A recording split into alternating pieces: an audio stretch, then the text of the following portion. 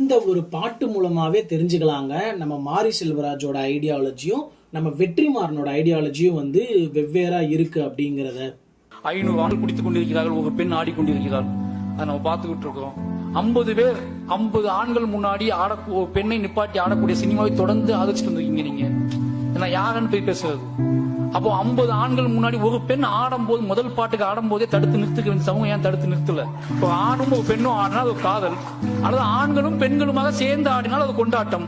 ஒரு 500 ஆண் முன்னாடி ஒரே ஒரு பெண் ஆடுற உளவியலை என்னவென்று தடுப்பது? அது எப்படி புரிஞ்சுக்கிறது? அப்போ அப்படி பார்த்து எல்லா ஆணுக்குமே தெரியுது ஒரு பெண் நம்மளோட சொத்து, நம்மளோட ப்ராப்பர்ட்டி, நம்மளோட விஷயம்.